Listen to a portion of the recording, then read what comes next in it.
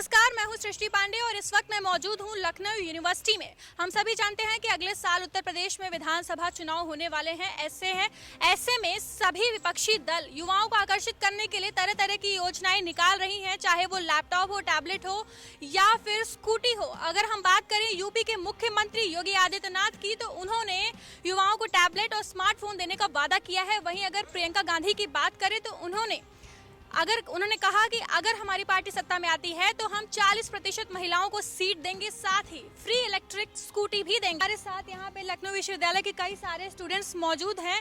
इनसे आज हम जानेंगे उत्तर प्रदेश में अगले साल जो विधानसभा चुनाव होने वाले हैं, सरकार द्वारा जो चुनावी मुद्दे किए गए हैं उन पर क्या कहना है। हम आपसे जानना चाहेंगे कि ये जो सरकार है नए चुनावी मुद्दे लेके आई है, युवाओं को आकर्षित करने के लिए हम लैपटॉप देंगे, स्मार्टफोन्स देंगे, इन पर आपका क्या कहना है? क्या ये चुनाव में असरदार होंगे या नहीं? ये चुनाव में असरदार मुझे जहाँ तक लगता है हो भी सकते हैं और नहीं भी। और अगर इनकी यूजेस की हम बात करें तो इसके काफ़ी अच्छे यूजेस हैं और ये काफ़ी यूज़फुल हो सकता है हमारे जो स्टूडेंट्स हैं उनकी पढ़ाई के लिए। और आजकल मतलब फ़ोन में भी जैसे स्मार्टफोन सरकार दे रही है, तो यूनिवर्सिटी की भी कई सारी चीज़ें हैं जो कि स्मार्टफोन में पीडीएफ्स आते हैं, पढ़ाई में भी उनका यूज़ हो सकता है। पर अगर बात की जाए चुनाव की, तो चुनाव में अगर ये लोग ये सोच रहे हैं, हमारी जो सरकार है, कि हम लैपटॉप दे के और जो हमारे युवा हैं, जो हमारे नए वोटर्स हैं, हम उनसे वोट ले सकते हैं, तो जहाँ तक मुझे लगता है ऐसा हो सकता है। हम शिवांशु से जानना चाहेंगे कि क्या ये जो चुनावी वादे किए गए हैं, इन बेसिस पर आप वोट देंगे या फिर अलग मुद्दा है जिस पर आप सरकार को वोट देंगे? इन बेसिस पे तो हम नहीं कह सकते कि सरकार को हम वोट देंगे। मेन मुद्दा है रोज़गार। अगर सरकार हमें रोज़गार नहीं दे रही है तो हम बिल्कुल चाहेंगे कि दूसरी सरकार आए। और जो लैपटॉप और स्मार्टफोन का मामला हो गया, तो अगर हाँ मतलब कई हद तक सही है हमारे छात्रों के लिए जो भी पढ़ाई लिखाई कर रहे हैं। और ये जो योजनाएं सरकार देती है, ये कहीं हद तक मतलब कि हमारे जो गरीब बच्चे हैं, पिछड़े हैं, इन लोगों तक नहीं पहुंच पाती हैं। तो मेरा सरकार से अनुरोध है कि मतलब ये विश्वविद्यालय से ये बात करें और मतलब जो गरीब बच्चे हैं उन तक ये योजनाएं पहुंचे। क्या सोचकर आप वोट देंगे? मतलब क्या मुद्दा है आपके लिए? जी देखिए, पिछले 2 वर्षों में बीते हुए कोरोना का ऐसा महामारी हुई है जिसकी वजह से पहली बात तो सर्वप्रथम बहुत लोग के लिए वो हो गया है, कभी लोग की नौकरियां चली गई हैं। तो पहली सबसे बड़ी मुख्य चीज़ रोजगार ही है। रही बात या लैपटॉप की, तो अभी तो वितरण हुआ नहीं है, पर हाँ ये विचार एक उचित है। जैसे ऑनलाइन क्लासेस को एक बढ़ावा देने के लिए सरकार की तरफ से ये एक बड़ी बात की जा रही है, एक अच्छी बात है ये। अगर मिल जाए बच्चों को तो और अच्छी बात है। मेन चीज़ क्या है कि गरीब बच्चों तक पहुँचे, सबसे बड़ी बात ये है। अब बहुत सारे बच्चे हैं जिनके पास अगर फ़ोन है, अब उनको दोबारा फ़ोन देने का कोई मतलब नहीं। जिनके पास नहीं हो, मेन चीज़ वहाँ तक पहुँचेगा तब वो सरकार का धन्यवाद करेंगी। बाकी प्रियंका गांधी ने भी कहा है कि अगर उनकी पार्टी सत्ता में आई तो वो 40% महिलाओं को सीट देंगी, साथ ही फ्री इलेक्ट्रिक स्कूटी देंगे। इस पर आपका क्या कहना है? जी है तो ये अच्छी बात, फ्री स्कूटी देना और ये सब बढ़ावा देना, लेकिन मात्र महिलाओं के लिए बात करना या क्या, ये तो एक डिस्क्रिमिनेशन मतलब लगाव टाइप की बातें हैं।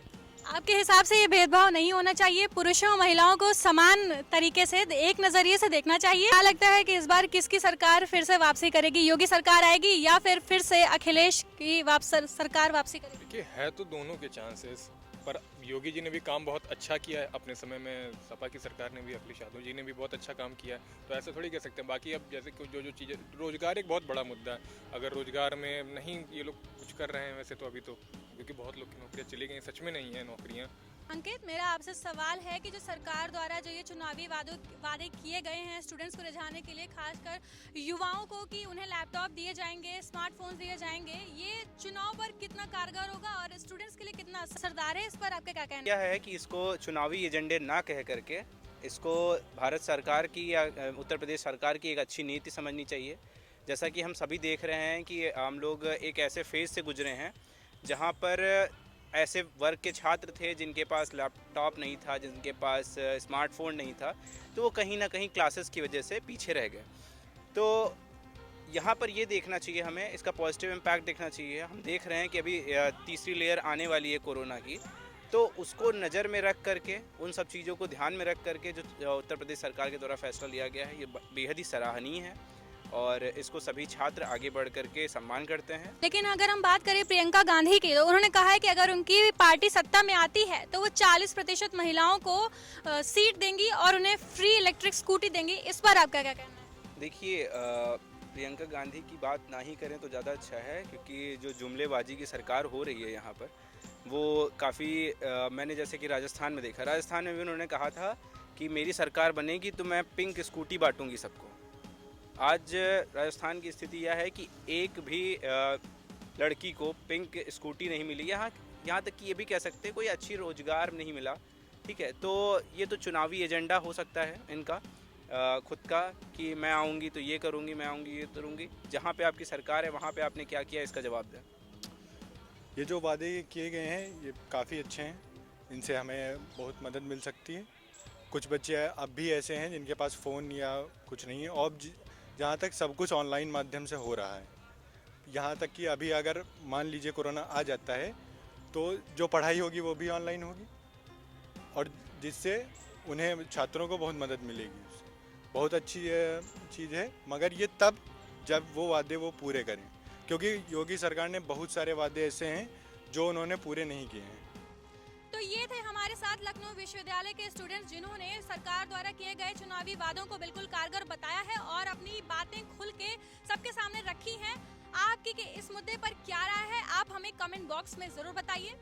कैमरा पर्सन आशीष के साथ सृष्टि पांडे, आज की खबर।